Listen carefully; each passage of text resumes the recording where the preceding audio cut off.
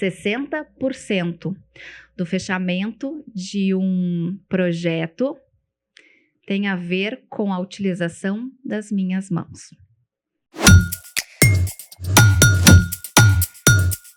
Ainda falando sobre a questão profissional, né, que é o foco aqui do podcast para vendas, para marketing, para negócios, existem alguns vícios que a gente tem no âmbito pessoal, que a gente acaba levando para o profissional. Quais são os mais comuns, assim, que tu identifica numa pessoa? Vícios de linguagem, eles vêm bastante. E muitas vezes as posturas. Não utilizar a postura adequada. A postura envolve o gesto, as feições. A gente fala muito com o nosso rosto, né? Ele revela muito sobre a gente. Sim. E aí, muitas vezes, as pessoas não têm isso treinável. Elas vão ir para o mercado de trabalho e o chefe falou alguma coisa, por exemplo, elas vão fazer, sabe? Então, e principalmente o vício de linguagem. Esses são fatores que vão junto. Exemplos de vícios de linguagem. Era a pergunta que eu ia fazer. Exemplos de vício, né? Tipo assim, muitas vezes as pessoas elas não se dão conta que elas têm muito isso. Mas se elas pararem para se ouvir, isso fica muito ouvível, sabe?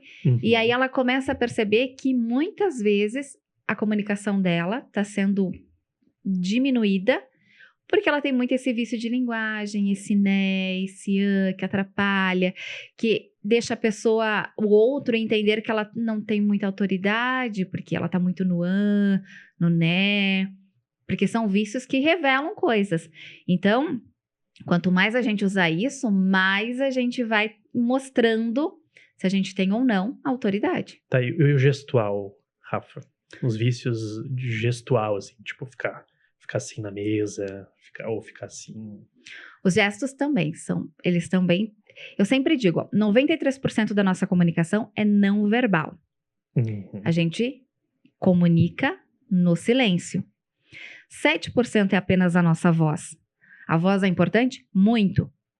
7%. Os outros 93% são não verbal.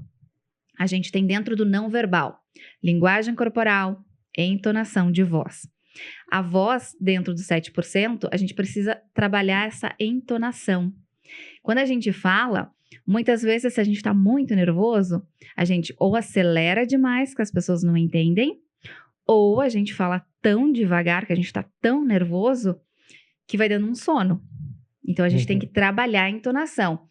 Muito importante a entonação naquilo que eu quero dar mais destaque. Eu não posso falar tudo na mesma linha. Eu preciso dar um destaque em alguma coisa. Então, eu trabalho a entonação. A linguagem verbal, ela é muito importante também porque ela vai revelando. Se eu estou aqui, por exemplo, sentada com as mãos aqui, ó. Quem está me olhando em casa, parece que eu não tenho o braço. E o que isso significa? Que eu estou muito nervosa, muito ansiosa e desconfortável. Então, não, eu coloco minha mão para trabalhar. 60% do fechamento de um projeto tem a ver com a utilização das minhas mãos. Olha só.